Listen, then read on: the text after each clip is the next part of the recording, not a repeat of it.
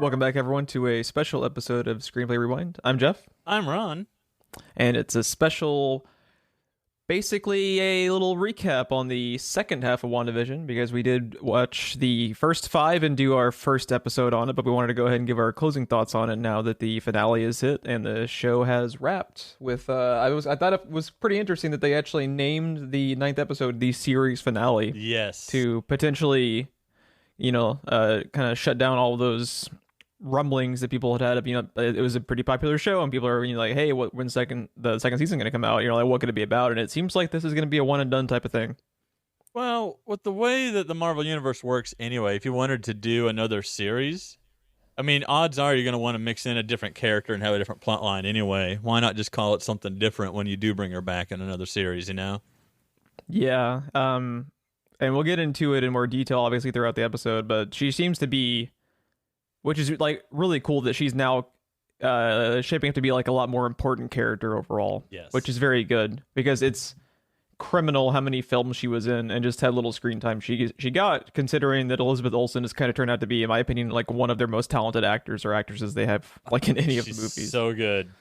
She's absolutely incredible, and this show was worth it existing just for her performance. Just and to Paul showcase Bettany's performances her and alone. Paul Bettany, yes. Also to give Catherine Hahn some more love too. Like, she's always been really good, but she's just always been more of like just a character actor. But now she actually got to be like a like a meteor part for the most part. On more like a public stage, I guess. Yeah, I think I said in the 1 through 5 recap, this is the only thing I know her from. I went through her IMDb and I haven't seen any of it.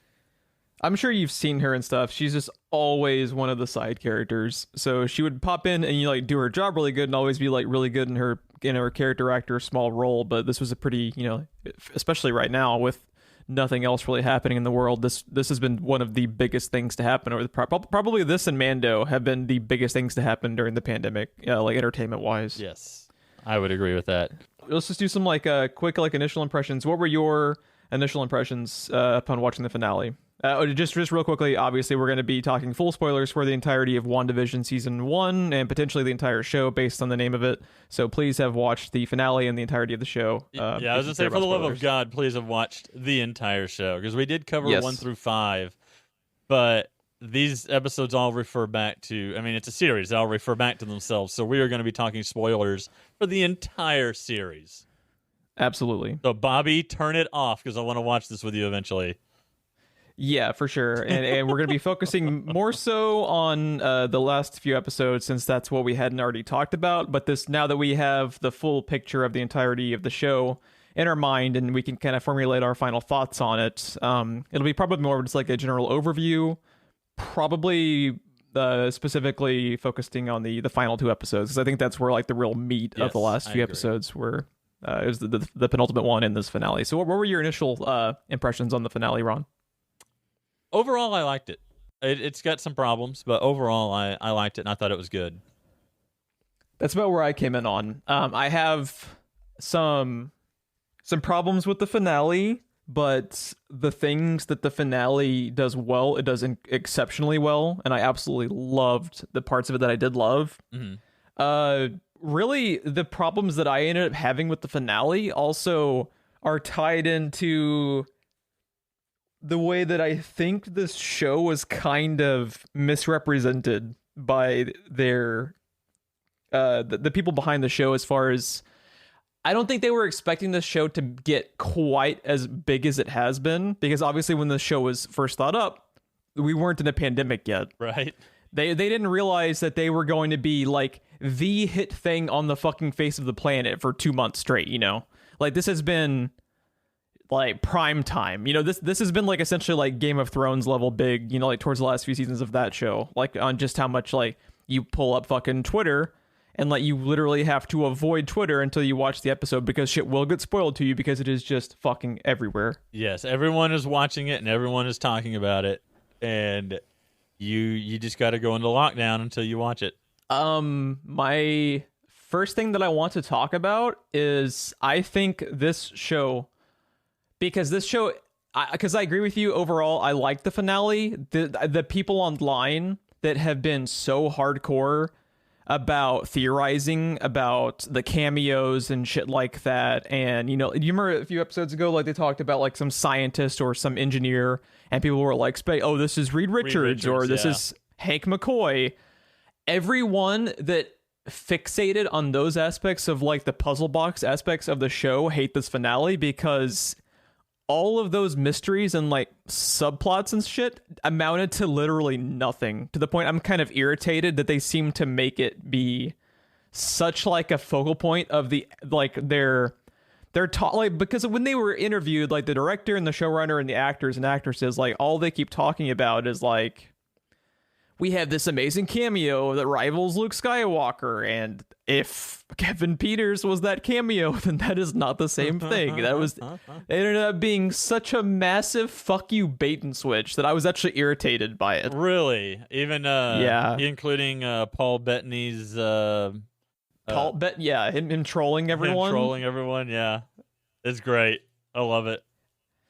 I get the Paul Bettany thing is kind of funny in retrospect, but I think some shows can get away with a week-to-week format. Like, I think Mando being week-to-week is fantastic. I think this show being week-to-week really hurt some of the reception that people are going to have to it. Because the problem with having a show that's week-to-week that is pretending to have this, like, puzzle box element to it, in the matter of, like, a Lost or a Westworld, when the show was going week to week, and you know, you were listening to a lot of podcasts that were like theorizing on shit that, you know, like the potential theories. Yeah. And everyone has these like wild, outlandish theories, you know. One of them was right. True. But the thing is after this finale happens, and this finale like veers back into being just about like the trauma that you know, like that Wanda was undergoing. And if that was the point, and that's like what the director, Matt Shackman, the director of all 9 episodes, and one of like the executive producers, I think, is as well. He talked about how, you know, people were potentially like, especially on Reddit. I'm sure this is being killed on Reddit because that's where the focal point of all the theories everything. And they wanted this show to be like Westworld and Lost, where the week-to-week like puzzle box mystery nature is like the point of the show almost. It's like the engagement between the audience figuring shit out. That's not how and there the was MCU nothing works. WandaVision trolled everyone by playing with those types of like we remember when they literally had fucking Jimmy Woo on a goddamn whiteboard doing Reddit theories. Yeah. Is Vision alive? And like they clearly knew what people were going to do. But if you're going to have your director come out and say, you know, this show is always about grief, is always about Wanda, then why go down that troll route with like the Paul Bettany trolling, and like the Evan Peters thing is kind of ridiculous in my opinion in retrospect, because his character is literally fucking meaningless in the end. Like I got taken out of that episode for a troll and a fucking boner joke, literally. Mm-hmm. That's some bullshit. Like, there's so much in this series that I absolutely adore, and the stuff that I like. I think if this had been less episodes, and it was just purely focused on Wanda and Vision and her grief and her trauma, and it was more focused, and you didn't have the ability to like have these, because like, if you just had this show be like 6 or 7 episodes long, and it was just focused on, and it was dropped all at once. You can get rid of a lot of the theory crafting shit, because people don't do that typically when it's a binge. They just sit it all. They watch it all in one sitting, and you walk away. People are gonna do the theory crafting regardless, no matter what you do. No, but there is no time to do theory crafting if it's a binge model. I really think this show, like the release format and the interviews with Elizabeth Olsen, like amping up the cameo. It all did this show no favors, because it really ended up getting misrepresented in the long run, because they circled the show back around to what I wanted it to be, about like Wanda's trauma and her. But you see, that's all it ever was to me. Like I didn't buy into every episode. That's kind of all I ever saw, though. But they veer away so many times from like here, this is another problem I had. I will circle around to like stuff that I really liked. Monica Rambeau had literally nothing to do in the finale. Yeah, what was that? Yeah, this was supposed to be like her origin for her to spin off into the movies, I guess. But like you said, this is a pure example of they had no idea this show was going to do what it did, because they would have done more with her, because the internet fucking loves Monica Rambeau and Photon. And if they had seen that coming, they would have done more. There's a lot of evidence to what you're talking to that changes if they had predicted how big this was going to be. Yeah, that definitely plays into it too, but it also, it's just weird because they had one entire episode dedicated to Monica. Mm-hmm. And if you were going to circle back around, and I understand that this ends up being primarily her setup for her role in Captain Marvel 2, but when this show's entire purpose, and your director confirms it, it's supposed to be about Wanda's character development with her coming to terms with all the grief that she's been dealing with. This doesn't seem like a good place for that for me. Like I really would have preferred the show be a tighter story that was more focused, that didn't have these kind of random offshoots. Like the first 2 episodes were cool because, in retrospect, because they're really amping up the sitcom thing. But then the sitcom pastiches kind of disappear too after a point, and you understand why she did them in the first place, but they never really circle. Because one thing that I thought was actually going to end up happening is, you remember a couple episodes ago when she is having bits and pieces around her phase from time period to time period, and you see a milk carton transfer from something that would look like it was in the 60s and 70s and so forth, and just I thought they were going to do more with the hex breaking down and it just going haywire. I thought it would have been kind of cool if mid-action sequence, if you get what I'm saying, right, they were switching between different time periods and stuff. They could have been a lot of interesting stuff with that little aspect that just kind of never really got touched on again. And I think because if you look back at the writers who were assigned to each episode, the showrunner wrote the very first episode and the finale, and I think this show feels a little bit to me, when you look back on it, the writer's room was very divisive. They didn't fully know what the true voice of the show was going to be, because it's odd. There's a lot of great stuff in the show, but it seems to be a lot of all over the place focus points. You have the stuff with Monica that ends up kind of not really being important to the main storyline. You have, you show Agatha's background a little bit, but I still don't know what she truly wanted to do with the Scarlet Witch powers, and villainous things, Jeff. And Catherine Hahn is so good in this role. The fact that she just kind of ends up being a mustache twirler in the end, that was disappointing to me. It sucks, because there's a lot that I really love about this finale. I just really think this show needed to be revamped a little bit in the writer's room before they went into production, especially since it ended up having, potentially more time, because this did get delayed.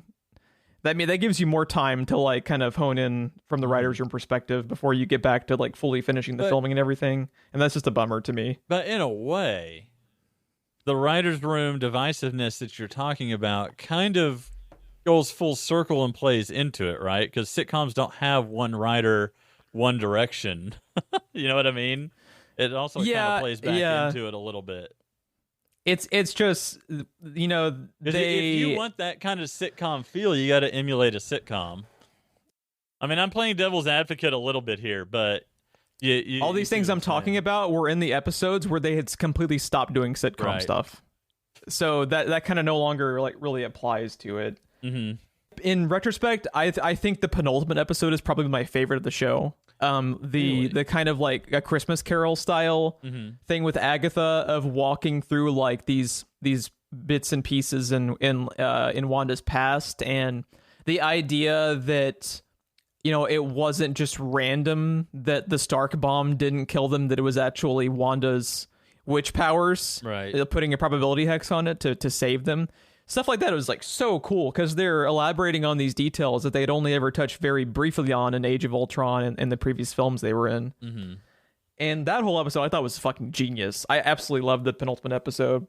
You are not alone on that. It's got a huge reception online. It's got a 9.1 on IMDb. The folks over at Tested, that was their favorite episode as well. I mean, I liked a lot of what happened in that, but compared to every other episode in the series with what they managed to do, everything they managed to emulate, I mean, the Christmas Carol style, just walking through a door into the past, didn't do a whole lot for me. And actually, a lot of the issues that I had with the finale, to me, felt like they just tried to fit too much into too small a space. So I would have actually bled some of that over into Previously On, rather than just starking it up at the end. I think it's very strange that this show ended up being 9 episodes long, because you have this, like, the first 2 episodes are purely sitcom throwback, and they have very little plot. Supposed to be 6. They're longer, but they're supposed to be 6.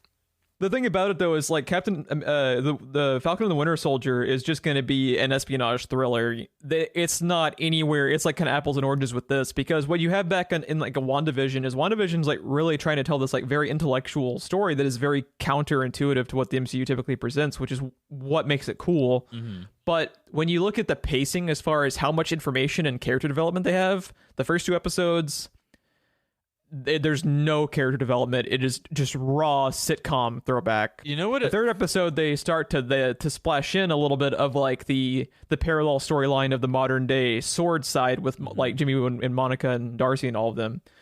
And then you have just bits and pieces towards like the middle, and it's like once we get to like the last 2 or 3 episodes, like to your point, they go from like very slow and methodical to breakneck speed of just like piling on all of these plot elements. And the Agatha reveal comes very late in the show, and it's very bizarre pacing to me overall. You know what it kind of reminds me of when you look at it as a whole, ironically, is Age of Ultron. Because the first time you watch Age of Ultron, especially in theaters back in the day when it first came out, you're just like, I'm sorry, what is happening? Because we're setting up Thor Ragnarok, we're setting up Black Panther, we're setting up all of these different things, and it literally just felt like it was crowbarred into the middle of the movie. And WandaVision was kind of doing the same thing with Monica Rambeau and setting up both the Sword, is it a movie or a show with Nick Fury and Monica Rambeau? And then we also have Captain Marvel 2 with Monica Rambeau. Mm-hmm. We're setting all of that up. We're setting up the return of Vision. We're setting up potentially Wanda to be the villain of Doctor Strange and Spider-Verse, I'm going to guess, since she's probably about to fracture everything and we're going to get multiple universes in 2 different movies. And really kind of the birth of the X-Men. We're starting to fold in the X-Men a tiny bit, because that's kind of what she is, and it stands to reason, if you extrapolate it all out, that her brother was an X-Man also, because the stone didn't give her her power. It augmented the power she already had. If it did that for her and her brother got super speed from the stone, maybe it just augmented what was already laying dormant in him as well. Well, a theory that I had while watching that second to last episode that's kind of interesting, that works as kind of an organic way to roll in mutants, is so what they're saying in the second to last episode when they have that flashback to the Hydra base is it's them coming into contact with one of the Infinity Stones that triggers their dormant powers, essentially, right? Mm-hmm. So what just recently happened that you can start to use as an excuse to get people face to face on a large scale with an Infinity Stone is how many times they actually snap the gauntlet in Endgame. Right. So if you say, like, they have a very easy opportunity to say because they end up snapping the gauntlet once when Thanos does the snap, and then he snaps it again to destroy the stones. And then it's 5 years later, they have Hulk snap again to bring everyone back, and then Iron Man snap to end Thanos. So there's a lot, because like when that happens, you know, especially like the large scale ones that are either bringing the people back that have been dusted, or when they were dusted, that got sent across the entire universe. Right. So essentially, when you think about it, everyone in the universe got contact indirectly with an Infinity Stone because of the snaps. And depending on your proximity, it happened at least 3 times throughout the universe, maybe even 4 times if Thanos is destroying the stones did it. And it took 3 times for Photon's powers to wake up because she went into the Hex, out of the Hex, and then when she forced her way back into the Hex, Monica's powers turned on. So there's a lot of parallels with it. If it's 3 times to do it, it's happened at least 3 times universe wide. Yeah. Maybe even a total of 4 times. So that's a really easy way that actually works. It makes sense. It's because I'm very worried about. Do you know what that means? That means you're not only waking up people's latent powers on Earth. Then you're talking about all over X-Men all over the universe, every planet. I think they're going to end up doing a really good job rolling in the Fantastic Four, because I have a ton of confidence in Watts, the Spider-Man 1 and 2 director, who's going to be rotating over to take over that franchise after Spider-Man 3. I am still a little hesitant because I just don't fully know what their plans are going to end up being long-term for the X-Men. I'm very glad that Quicksilver, as much as I was irritated by him being a joke, essentially, and just a trolling of fans and the Reddit theorizers, I'm so glad he wasn't, a parallel Quicksilver. Right. Because when we talked in the first 1 through 5 recap on our first episode, we were very concerned that they might be Control-C, Fox X-Men, Control-V into the MCU, and I don't want that. But at fucking all, let those movies, those movies ended with Logan, and they should have never made any more after that. And we need to just forget that they ever happened, because 3/4 of them were very bad. And when was Deadpool 1 and 2? Was that post Logan or before? Because I might not agree with you. I think. Deadpool is such a singular fucking franchise that I almost don't even consider him. It's X-Men. In the same They're vein. even in 2. Aren't they in it for half of a fucking scene though? I mean, they have Colossus, but why is this mansion always empty? It's always just the 2 of you here, and they're all in a back room as Quicksilver is slowly sliding a door shut. Yeah, I'm talking about the movies that have X-Men in the fucking title have been very bad for quite some time. I think the last one that I legitimately liked was First Class, and wasn't it 2011 or something like that? It's been a fucking decade. First Class is the last one I saw. Days of Future Past was okay. They did some interesting stuff in that one. It's still the kind of the downward spiral, and the Apocalypse and Dark Phoenix are pretty fucking bad. They're I to this day I don't understand why they thought it'd be a good idea to revamp the Phoenix thing again. Right. And let's talk about the Scarlet Witch essentially being kind of the Phoenix Force for the MCU. I actually really like this idea. I think it's really cool. It's a good way to retcon it back in, because for people that aren't aware, what originally happened was Fox had the rights to X-Men and basically struck a deal with the MCU that you can use Quicksilver and Scarlet Witch, but you cannot call them that, and they cannot have their costumes.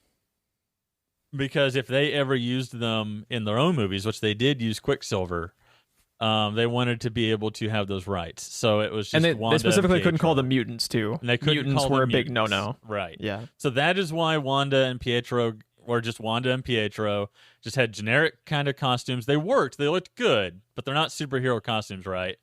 And they, quote-unquote, got their powers from an Infinity Stone. But now Fox has sold all their assets to Disney, which means they have sold the rights to X-Men back to Marvel in the process. So now we can call them mutants. We can give them their name. We can give them their costumes. One of them is dead, but the other one can benefit from this. That's part of the reason they offed them too. Yeah. Because they didn't want to dance around all the fucking landmines that was using those 2 characters. The audience is not smart enough to keep track of 2 Quicksilvers in 2 different universes, Jeff. It just can't happen. It's true. So yeah, they did not see that coming. No, they did see it coming. That's why they offed him. And he didn't see it coming until he got to that part of the script. But we kept Wanda, and we're finally able to utter the words Scarlet Witch and I love the joke throwback to their 70s costumes in All New Halloween Spooktacular, which is the goofiest fucking name, and I love it because it perfectly fits. Like, it fits so perfectly. And their episode titles for all the episodes are very fantastic. Oh my god. Is a very special episode the one that's interrupted by Agatha at the end? I can verify. Let me see. That's the one that has the 9.2, and that song kind of broke the internet. That's the highest rated one. Wasn't it breaking the fourth wall when they? Yes. I think yes. on a very special episode, I think is the one.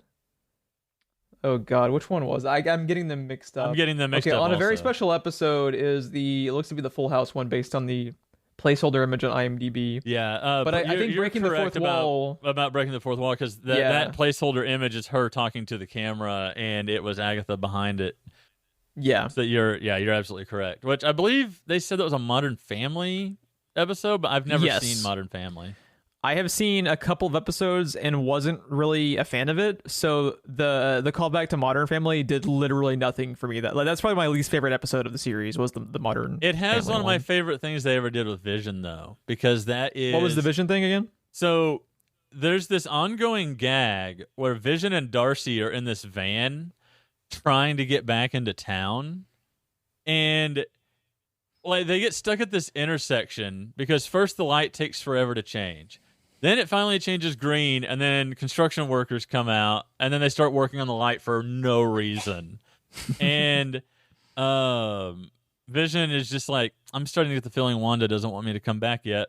And then, like, the crew finally leaves. She starts to go, and a fucking crossing guard steps out, and all these school children cross the street, and they're just stuck there. But as they're stuck there, you know, it's cutting back and forth, and every time it cuts back, he's like, okay, and then Wanda killed me? And Darcy's like, yes, but you asked her to. Okay, why would I do that? And she's like, well, to save the universe. Well, half of it. And like the look on his face as she's talking, and then it does that cut where he's sitting in the chair talking to the directors and the producers, talking directly into the camera, and then eventually he's just like, wait, why am I doing this? No, Wanda can't control me. No, what is happening? He just gets up and like rips his mic off, and his head hits the boom mic, and you can't do that. And then he just flies away, and Darcy's just in the van, like, all right, I'll just see you when I get there. Now I am more familiar with that style of show, but just not from modern. Oh, so right. the episode, the way that it's specifically done in in WandaVision is Modern Family, but that type of sitcom where they have just like the random cutaways to the characters talking individually with the camera started with the Office and Parks and Rec. That's where it really got popular. I've never seen either one of those. They're very good. I just recently started burning through The Office for the first time, and I wish I had watched it much sooner because it's very good. But it's so singularly Modern Family that I just got nothing out of it. It wasn't a bad episode. It's just unfortunately sitcoms are not a big part of my. I watched bits and pieces of them with my dad because my dad grew up on sitcoms, right? But they're just not a part of my kind of like viewing library, like my history with television. Yeah, you and I are in the minority because I fell off of sitcoms really kind of in the 90s, and Modern Family is fucking huge. Like there's a reason that they parodied it, right? Like it was like the most popular show for years as far as comedies on the more local channels. But so the stuff in the second to last episode that's part of the stuff that just made me love it so much was specifically the stuff with Vision and her.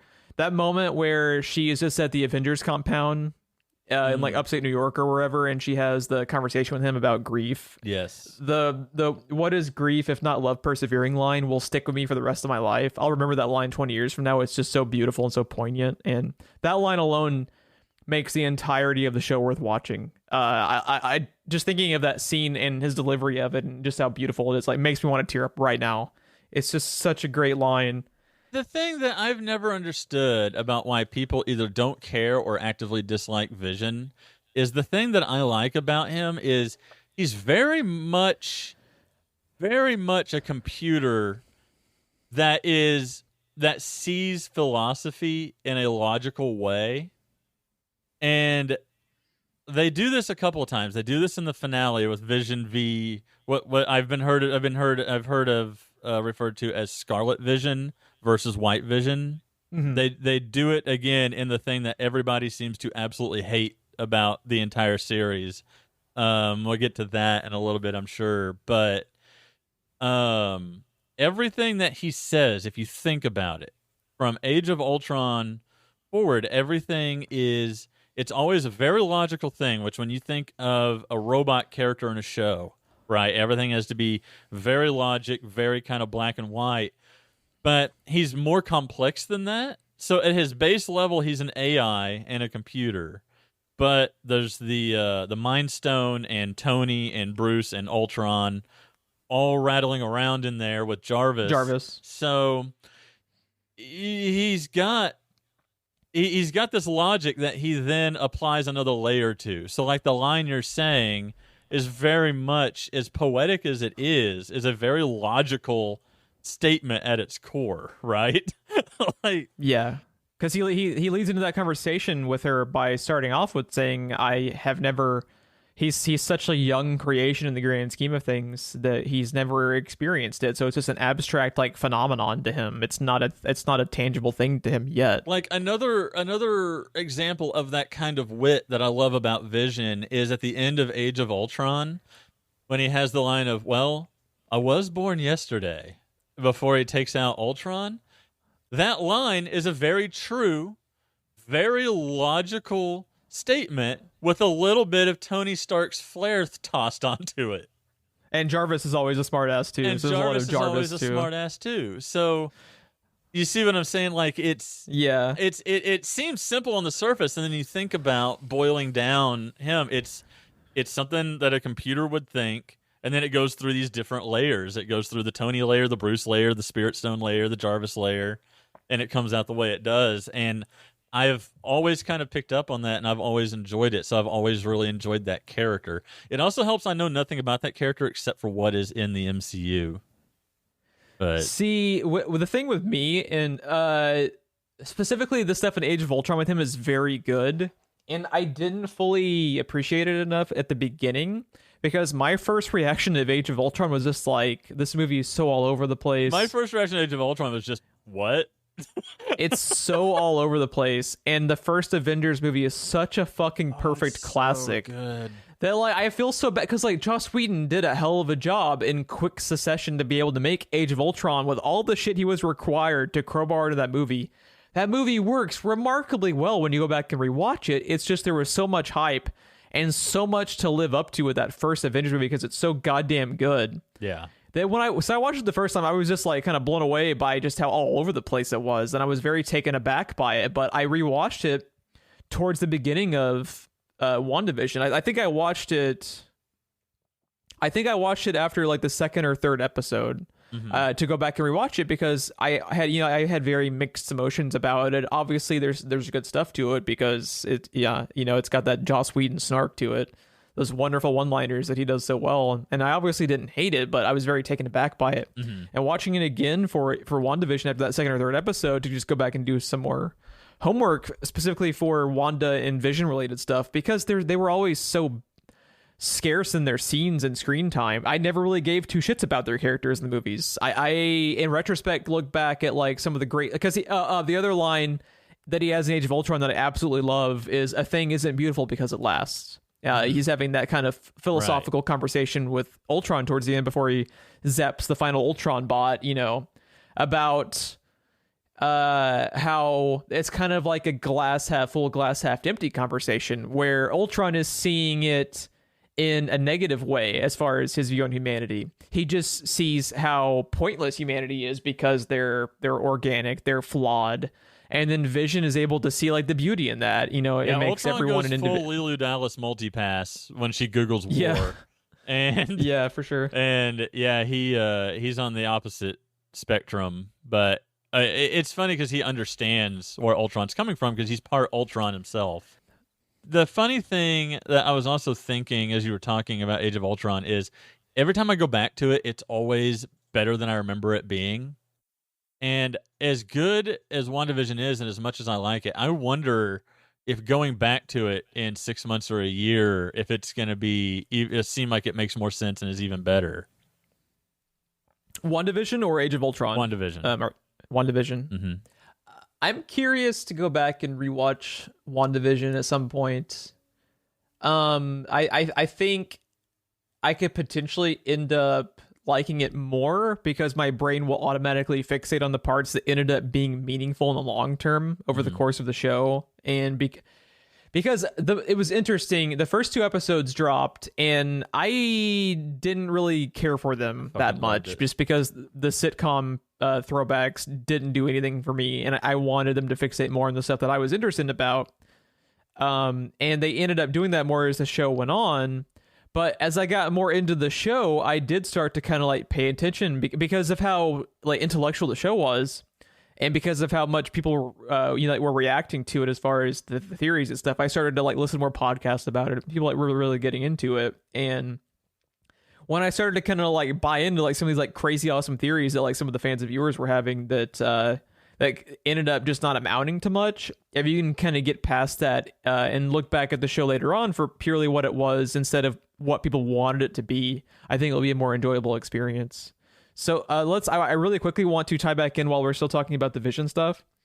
One of the coolest fucking things I have ever seen in an MCU property is I was very scared because of the reveal of Negavision at the end of the second to last episode. I was like, oh shit, we're just gonna turn this into a cookie cutter fucking brawl of an MCU movie, which I love MCU movies, but what I want out of WandaVision is something more. And Vision versus the White Vision, they're having a brawl all around the fucking town, and to have their brawl end on the fucking AI logical paradox is fucking genius to me. Oh, thank God. I thought you were going to fall where the rest of the world falls. It is so fucking fantastic. I think you and I at this point are the only ones that like that. Oh no, the ship of Theseus is actually getting a lot of, at least as far as like critical response on websites and stuff. I have seen, read, and heard is talking about how fucking stupid that is, and that how it brought down the entire series. To have really everything I've seen is people liking it. Yeah, but I haven't researched it too deeply. Yeah, I've seen it said that it brings down the entire, like all of the Vision stuff in the entire series. It's such a perfect ending to, and it's a fucking parallel of his conversations with Ultron too, which is so fucking cool. I require elaboration. And they cut away. Oh, that's so cool. Yeah. So he has the ship of Theseus paradox question with the White Vision about how if you replace each of the rotted pieces of wood from the ship and you finish it completely, is it still the ship of Theseus or is it something new? And for them to start out and make it look like we're just going to have this fist fight, which is what I don't want from this show. For a minute. Yeah. And to end that off of the AI like logic problem, to end that was with just Zod like and Superman shaking hands and flying opposite directions. Yeah. This was fucking incredible to me. I absolutely adored the ship of Theseus stuff. Yeah, the ship of Theseus stuff I thought was a perfect way to have a fucking brawl between two computers end, right? Like, I fucking love it so much. It's absolutely perfect. It's a fitting ending, and Vision has always been philosophical. Because he kind of has to be. He's new to the world, and he started as an adult with all this information in his head that he doesn't really know what to do with. So, he's essentially an omniscient god. Yes, he has powers from a fucking Infinity Stone. He has powers from just like how incredibly intelligent the Ultron aspects of his AI are. Jarvis, before Ultron existed, was like the most advanced AI on the planet. And you throw in splashes of Tony Stark and Bruce Banner, who are two of the most smartest people in the entire Marvel universe. Mm-hmm. And he's intellectually a fucking god amongst men. And he's what it reminds me of is Dr. Manhattan. The Dr. Manhattan aspects that I've always loved so much about Watchmen is one of his quotes from the comic, and then what they put in the movie is, like, why should I care more about, the Earth's smartest human than I should its stupidest termite, paraphrasing. And just to have that kind of like omniscient look about people is fascinating to me. I've always liked that aspect. Yeah, I've always seen him as someone that is very, very intellectual and very book smart, but having no experience to set all the pieces in place. So, it's funny because he's irreparably harmed. Yeah, Vision has always been very interesting to me. Now, most of the time, they just kind of bring him in to punch things real good. They don't do a whole lot with him, which is one thing that makes WandaVision so great, is we're finally fleshing out these two characters. I'm so thankful for that, because I never gave two shits about Wanda or the Vision in any of the movies, and this series on Disney Plus has made me love their characters so much more than I ever could have. Even if everything else was bad, it at least fleshed out two characters that were painfully underutilized, and it finally fleshed them out. And like you said, the finale kind of points to Wanda is going to be playing a bigger role in whatever the future for the MCU is. So on that note, I want to just elaborate on how much I fucking love her costume. The Scarlet Witch costume is fucking badass to me. When they first showed it, I was like, oh, that's cool, but it's pretty similar to the old one, but it's cool. But when they revealed it with the cape and the hood, that one, I was like, okay, all right, she looks I'm in. Fucking badass, dude. I don't know. It's very simple too, and I don't know what it is. It's just like they're very fucking good about their costumes, because some of their costumes, like, how the fuck does Doctor Strange look as cool as he does? Because Doctor Strange should look fucking ridiculous. Yeah. And I see him in that fucking costume and that cloak, and it just works for me. And I don't know how. It's a fucking magic trick in its own right, how they're able to make costumes like that work. Take a look at Doctor Strange in any comic book and Captain Marvel in any comic book. Oh, yeah. And tell me, how the fuck does that translate to real life for them? I don't understand how they do it. Turning the fucking... they even made the goddamn Captain Marvel space mohawk work. Yes. What? And she looks cool. Like, what? Are you going to stop and get another haircut? Yeah. Yeah.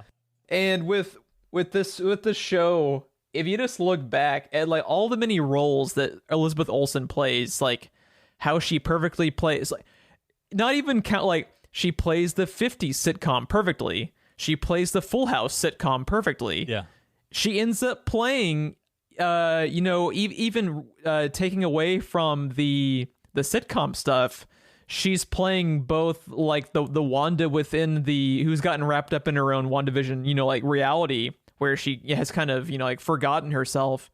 And then you have, like, that scene where she breaks out of the hex to have all the sword guns pointed back at Hayward. I and she just goes, love that so that much. was so badass, dude. There's fantastic moments just all over this fucking show. With, like, I think Elizabeth Olsen could end up being, like, Meryl Streep caliber range in the long term. Once she is able to, like, with the MCU and her role as Wanda will give her more footing as far as, like, kind of being like an A-list actress, in my opinion. Mm-hmm.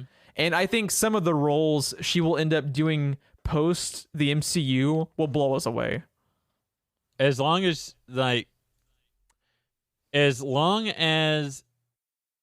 people, like, look to her to cast her, it seems to be a problem that, like, when people do try to lead the MCU or do another project, they're just in movies that are bad, and I don't get it. I think this show will end up doing wonders for her career, because everyone in the world has had this show to dedicate their time and attention to, and just to see how fucking fantastic Marvel needed this, because one of their heavy criticisms is, the lack of female characters. I was about to say heroes, but at this point we're not really sure what she is. But to have her stand out, probably stronger than Black Widow at this point. Oh, I think after this show, I think 1000%. Yeah. But yeah, they really needed this bump to get a little more little more female power in there. I want more from Agatha. I don't know. They're saving her. They didn't wipe her out. They're saving her for later. I don't know where you fell. I know you were originally pretty disappointed with the Agatha reveal. I fucking loved everything with Agatha in this and how she was the villain, but her whole thing was pointing out how, yeah, she's the villain, but she's not the villain of the show. Like, Wanda was the villain of the show the whole time. They did so many... Okay, I love Catherine Hahn, and I think she's great in this role. I have huge problems with the writing of her character overall. Really? I think they did so many fucking bait and switches with her character. Because you had... I don't... So you were listening to more WandaVision podcasts than I was. I was basically only listening to one and then dabbling like a little here and there. I was listening to two. People had pegged her as Agatha Harkness after the first episodes dropped. Never heard that name before. I had been hearing her pegged as Agatha since the first episodes dropped, so that wasn't a surprise to me. They and I thought it was so cool that they had that scene with her with the fucking witch hat for Halloween when they did that. Because the point of the point of like some of the misdirects that the show did was to kind of, I guess, just like fuck with people. And one of the bait and switches in that aspect that I actually really liked was it seemed like Agnes being Agatha Harkness was one of just the them fucking with fans, because they knew people were going to guess that were hardcore fans. Because like I said, it's been a running theme since the very first. Like if you go back and if you go do a Google search for is Agnes Agatha, they will date back to the very first episode. That was a very popularly running theory, and they had to have known that. And when it looked like it was a bait and switch because they had her in the witch hat as a joke for, you know, like for her in her witch costume, and they had that scene where it looked like she was just a person, and I thought, oh, that's genius, because they faked everyone out, and then for that to be like a double fake out, and for her to actually be Agatha, but then Agatha really doesn't do much because she just turns into a fucking mustache twirling, like cackling villain that like. She's the fucking, like, they even make like allusions to it in the finale. Like, she's just the fucking wicked witch of the West, you know, like. Well, they reference that too. Yeah, that's what I'm saying. Like with the shoes underneath, like the crushed car and everything, and they make allusions to it. And I still, like I said earlier in the episode in this episode on the pod, like I still don't really fully understand what she was going to do with her Scarlet Witch powers. She's just very underwritten to me, and I think I mean, she's typical Marvel villain. I mean, but that's they're all the thing. Underwritten except for Loki. You are comparing her to Marvel villains within movies that are a select amount of time.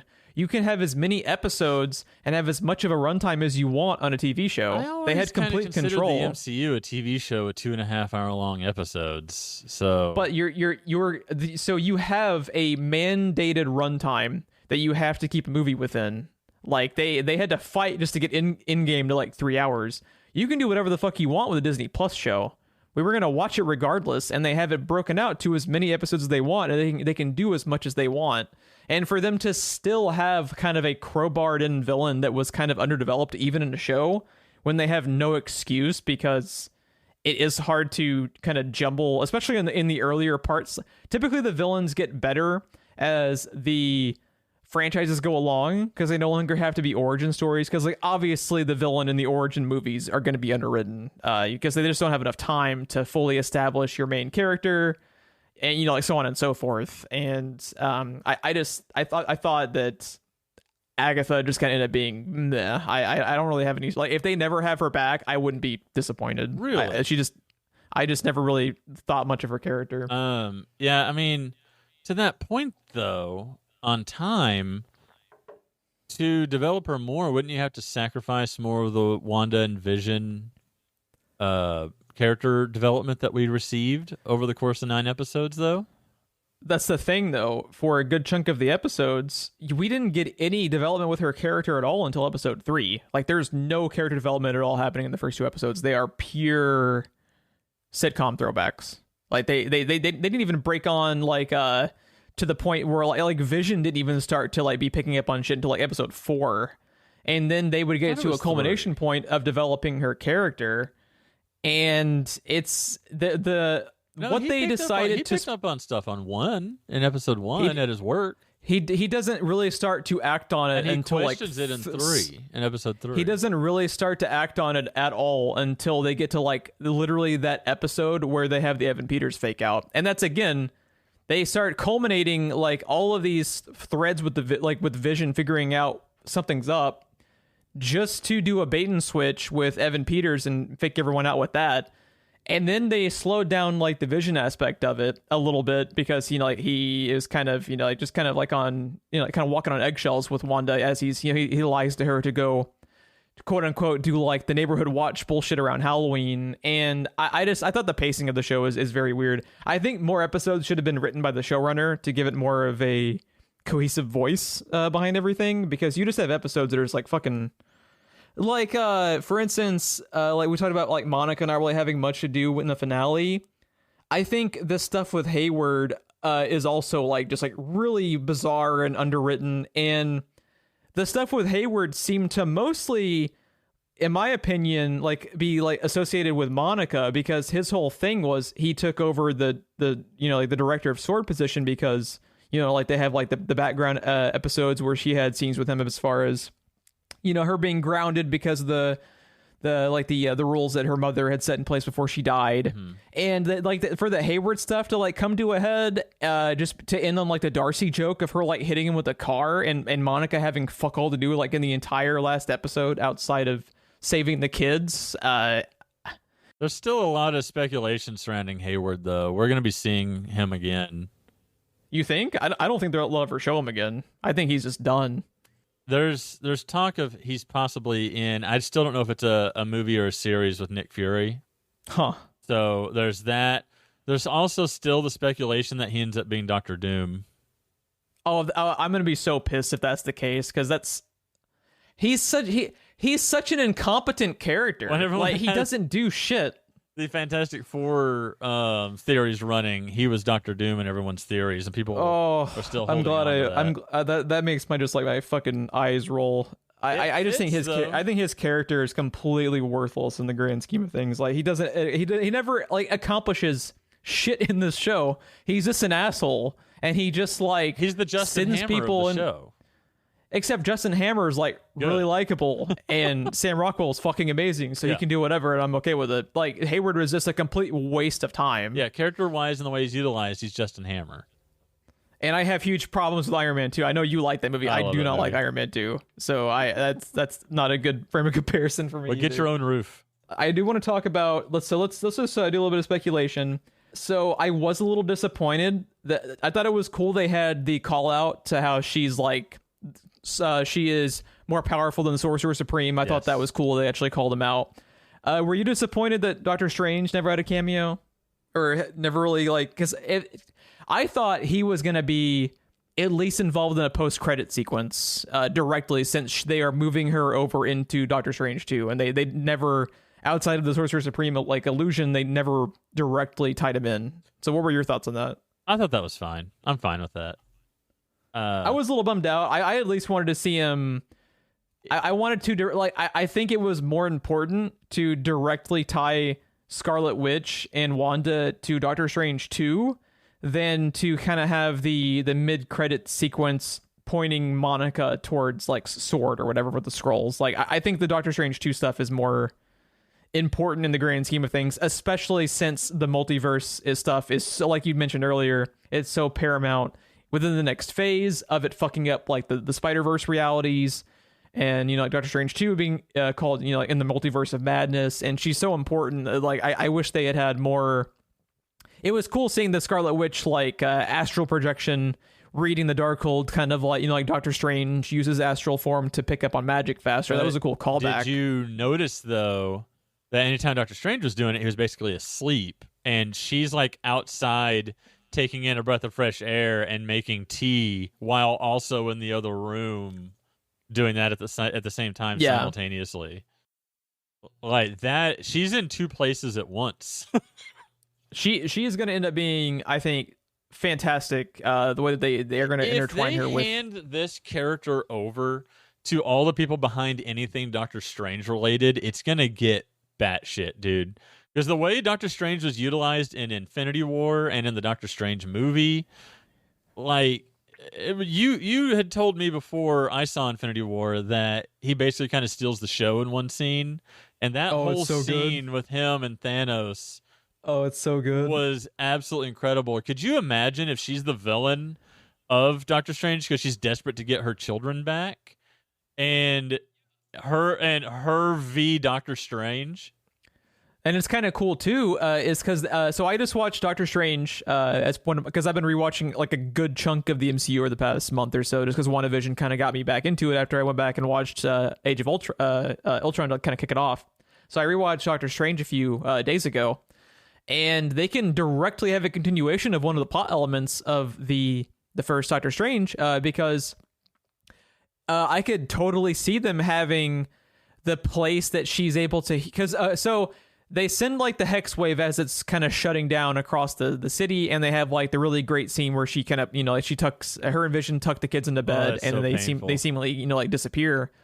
And for the Scarlet Witch, being able to hear them, I wonder if they are kind of like lost in the dark dimension, because the dark dimension was kind of like the dimension that Dormammu oversees. It's kind of like like perpetual endless time, and since Wanda kind of birthed the two kids to life out of seemingly nothingness, and then they kind of quote unquote like died when the hex, I could kind of see them using that to kind of like segue them into potentially being trapped in the dark dimension, because they're these kind of like beings out of time and out of space, right, just because of the way they were like brought into being. Well, in a way, even if it is manufactured, was the hex not its own universe?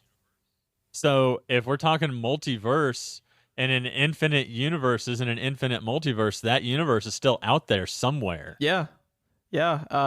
All I will say is that Doctor Strange 2 is my most anticipated movie out of their entire next phase. I would agree with that, because that and Spider-Man are the only two I know anything about. I don't know.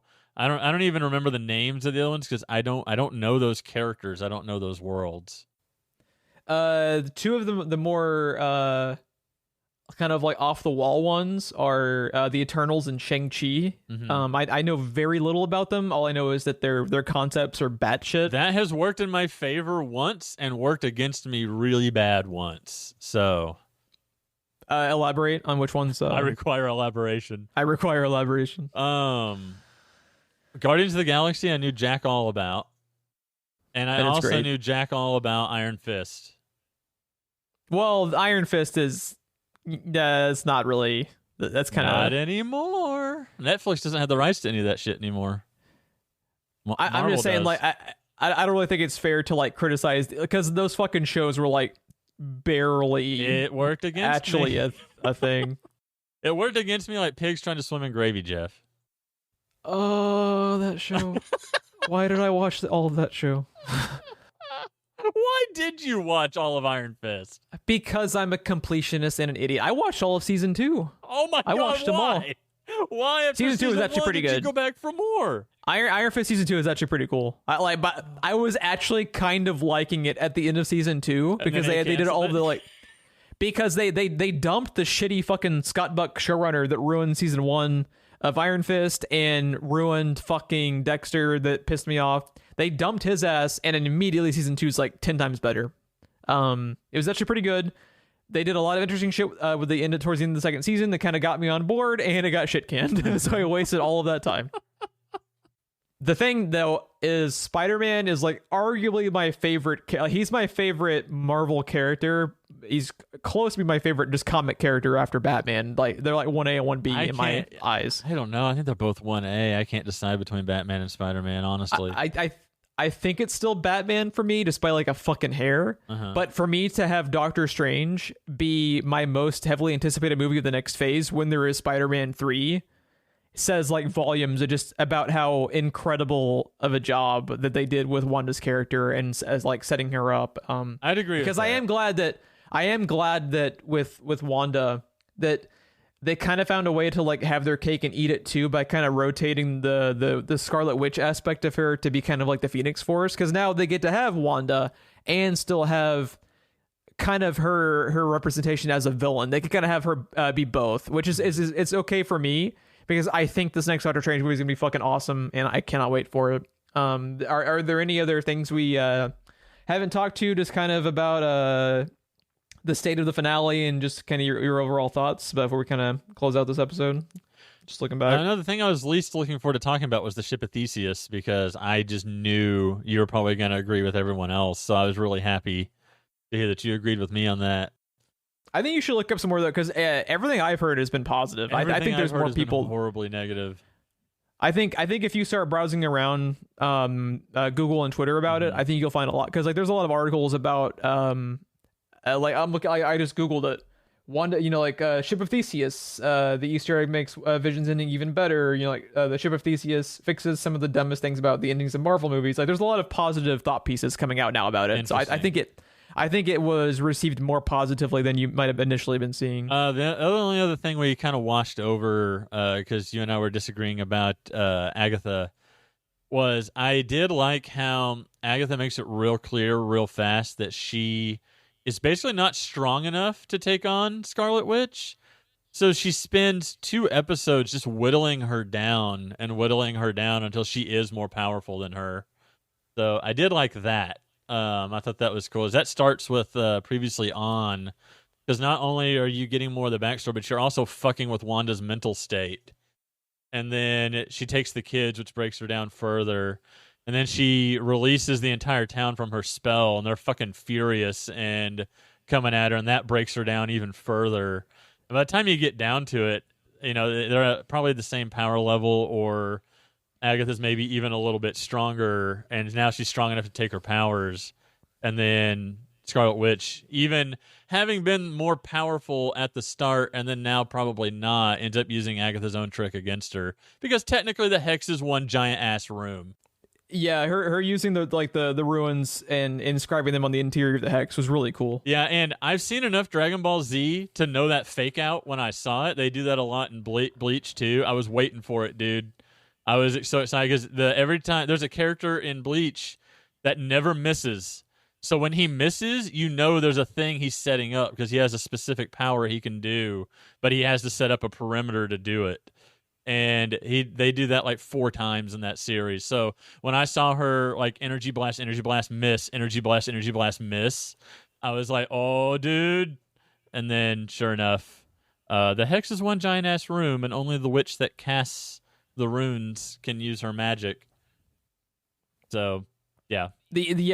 I'm so glad they found clever ways to end both the Vision versus Vision fight and the Agatha versus. And Christina asked me how Scarlet Witch would have already learned how to do that, and I was like, well, remember, she doesn't have to learn. That's the whole point of Scarlet Witch, is she doesn't need the incantations. It's just the power of desire, basically. She wanted that spell, and she wanted it to work, so it did. Another just wonderful fucking line in the finale that, man, this show has just some incredibly emotional lines that just hit me right in my fucking very soul, dude. We've said goodbye before, so it stands to reason we'll say hello again. Yeah. Like, that made me want to cry. And it's that's just a probability. So impressive. That's probability logic. And it's just so impressive to me that this show exists and was able to turn these 2 characters that were like their grand total fucking screen time out of all those fucking movies they were both in was like less than 30 minutes total, which is such a crime. And for them to turn them into characters that on multiple instances can make me tear up is such a wonderful job and such great character development. And I'm as even though I have a lot of like problems with some of like the structure of this show is very important for the MCU, and I think it's just wonderful that it exists. So they were able to actually, give these characters the screen time and character development they always deserved. Agreed. And I'm excited to kind of like see where they go from here. With just how much they're showing that they're willing to be ballsy with these shows. I know you haven't looked, because obviously WandaVision's batshit, because like 3/4 the fucking show is just sitcom throwbacks, and you're just like, what am I watching? Because the MCU had gotten into such a cookie cutter mold that I love that they opened up their MCU TV shows on Disney Plus by kind of being batshit. It's less risk on Disney Plus to experiment than it is in the theater. Do you know what Loki is about? Have you looked up anything with Loki? No, not even a little bit. I don't want to tell you because what Loki is similarly batshit, and so I've heard it's outside the mold. It's basically WandaVision. It's not. It's I don't want to talk about it because if you can just watch the show and kind of figure out what the fuck's happening in that show without being aware of it going in, I think it might make you like it even more. That one's not till summer, right? It starts in June, I think. Loki is also batshit. So I love that they two of their first 3 shows are these very experimental, just fucking weird concepts, because that bodes well. They need weird right now. They have done over 20 fucking movies, and even though they're like 95% of them are great, there's only so much you can do out of that formula they had going. So this is great news that they're breaking the mold with their shows. But I think that's going to be a wrap for WandaVision, unless you had any other thoughts before we sign off. No, I think we've pretty well summed up everything. Where do you fall in the series as a whole, 1 through 9? I have a lot of problems with it, but the good outweighs the bad. And the performances from Elizabeth Olsen and Paul Bettany, and just the fact that a superhero franchise took the time to realize they had put one of their characters in Wanda through some like seriously emotional shit and actually have it have consequences, I think is fantastic writing. You think you'll wait a year and revisit it and see what you think? I definitely will eventually rewatch this. I will probably. So Doctor Strange 2, I believe, has been confirmed, assuming it doesn't get moved back. I believe Doctor Strange 2 comes out next March in 2022. So I will probably use that as my excuse in about a year when that movie's about to come out, and hopefully we can all go back and see it in the theater together, because, like, god damn it, I fucking missed the movie theater. Have we heard anything about Black Widow? So the latest rumblings that people have been talking about with Black Widow is there is a lull in the MCU schedule on Disney Plus between Loki and the Falcon and the Winter Soldier. So what people think is that Black Widow is going to have simultaneous release on Disney Plus and in theaters in limited release in early summer. Now, I had heard that rumor also, and along with that rumor is that it will not be Disney Plus Premium. That it will just be straight released on Disney Plus for all subscribers. Yeah, I think that would probably be a wise move. Just I think they have a very good thing going with Marvel, and I think they don't want to piss people off with it. I think they were willing to kind of piss people off with like the live action Mulan. Yeah. Just because it doesn't have like they want to keep public reception of the MCU as favorable it is, because it's like the most popular fucking movie franchise of all time that's not named Star Wars, essentially, at this point. Like, how much fucking money did Endgame make? Like $3 billion? Can we take a minute as we're signing off here to just reflect on this? Never should have worked. The MCU, if you think about it, is batshit insane that it not only worked, but worked as well as it has and is still good. Fucking, what are we, 13 years later? 13 years and I think 23 films in, something like that. It's fucking crazy. That momentum that they have right now is absurd.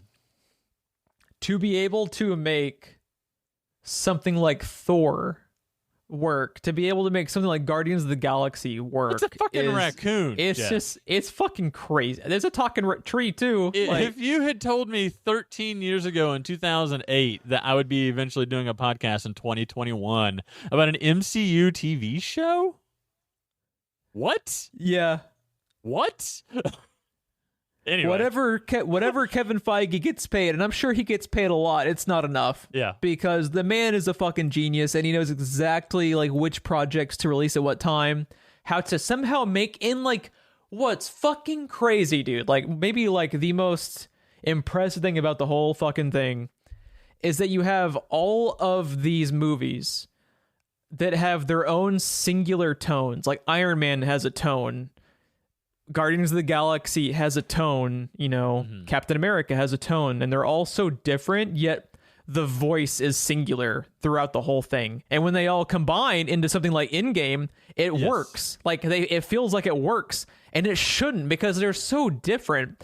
But it's like, I think it's like just that Kevin Feige magic. Like he knows the voice of their movie franchise, and he knows how to make it gel, and it just fucking works. I just still feel so bad and pity the fool that has to play the next Wolverine. I should give him all of the fucking benefit of the doubt in the world, and I do, but I'm still nervous about how X-Men's going to get rolled in because it's like the easiest thing to fuck up that they've approached so far, in my opinion. Don't forget Fan Four Stick. I think Fantastic Four is much easier to roll in because I think there's a lot less baggage with Fantastic Four just because it wasn't around as long, and nothing in Fantastic Four was ever as beloved as Hugh Jackman's Wolverine. I think that's like no one's gonna be pissed off that like Reed Richards and Ben Grimm and all those Fantastic Four characters are gonna be recast, even though like people in those movies were pretty good as those roles. Hugh Jackman was like the fucking face of the goddamn X-Men movies for 20 fucking years, and to be able to recast that character, I agree. I do not envy them at all because that's got to be a fucking nightmare. I just want to see Chris Evans walk on as a joke as the Human Torch in a multiverse. That'd be pretty funny. have him in the next Spider-Man Into the Spider-Verse thing, and he sees one of like the Captain America fucking school PSAs. He's just like, what the fuck? Yeah, that's where I would introduce, if they weren't going to introduce Fantastic Four here with the Hex being cosmic microwave background radiation, and cosmic radiation is what gives the Fantastic Four their powers. If they weren't doing it here, they're in comics and cartoons and everything. They've worked with Spider-Man so much. If you wanted to introduce them somewhere else before their own movie, that's where I would do it. I wonder. So I think a theory of mine is that the Monica Rambeau and like Nick Fury stuff is them tying Sword back into Captain Marvel 2. You think they're going to be like what if the Fantastic Four? Well, yeah. What if the Fantastic Four are just Sword agents and they're like an away crew, and that's when they get blasted by the radiation that turns them into the Fantastic Four? Because you could very easily do that. Yeah, it makes sense. Yeah, I'd be all about it, dude. Because there's already a rumor that what's his name, Matthew Fox, is that Daredevil? No. Oh, what the fuck is his name? Charlie. What is Cox? his last? Charlie Cox. I think that's his name. Charlie Cox. He there's a rumor that he is going to be in Spider-Man 3. Yeah, it seems like Matt Murdock. It seems like they might be kind of calling back to the Netflix Marvel as a like alternate reality Marvel and not the true MCU. But who knows? In a true multiverse, you give me Nick Cage as Ghost Rider again. Just do it already. Just do it. That would be fucking money, dude. Give me Nick Cage, Ghost Rider, and fucking Doctor Strange. Yes, all about it. Hell is just another dimension. That's all it is. All about it. Yeah, we can ramble all fucking day. We'll probably end up doing. I would like to do a recap after like each of the Disney Plus shows, just because we'll end up fucking watching them eventually anyway. Yeah. Might as well. So we might not do 2 parts for each one, just because I feel like WandaVision is going to be the most just bizarre one, as far as like we had a fucking MCU show about the traumas of loved ones dying and sitcoms told through Dick Van Dyke. It's such a fucking Mad Lib of a thing, and it's crazy that it worked at all, and they fucking pulled it off. So this one definitely required 2 episodes. We'll probably just have one, I would imagine, for Loki. And I have a feeling that Loki, with it just the fact that it is Loki, that one may end up being 2. Want to tell you what Loki is doing in that show so bad because it's so fucking bonkers, and I am so excited because it's just he's pure like Jeff going Crack. through history or something, right? Yeah, it's like the sitcom thing, but it's history instead. He's like a fucking time cop essentially. He is correcting fuck ups in multiverses. Because I heard it's like WandaVision, but he's Doctor Who. Sorta. It's kind of like half Doctor Who and like half Quantum Leap, essentially. Okay. But I am all about it. I'm super excited for it. I'm super excited for the Falcon and the Winter Soldier, even though it is more cookie cutter MCU stuff. I love those characters, and I am partial to that storyline because I read all those comics, actually, because Captain America comics for the last like 30 years or so have been some of the best fucking Marvel comics ever, and those are storylines I'm actually familiar with, like the Winter Soldier. And but you mean that old Hydra agent? Let's not talk about that one. That was that was a misstep. But the Ed Brubaker stuff with the Winter Soldier and Rick Remender stuff with like the Falcon becoming Captain America a few years ago, that is all stuff that they're using for these shows, that is great and is gonna be great. But yeah, I'm totally excited. So we appreciate you listening to both of our WandaVision episodes if you've stuck with us this far. Ron, where can people find you when you are not talking MCU shows with me on this podcast? I am streaming on Twitch every Sunday, Monday, and Tuesday, beginning at 9:30 p.m. U.S. Central Time on most nights. I try to get there at 9:30 most of the time. But you can find me there, YouTube, and Twitter at RonSenseTV. There you go.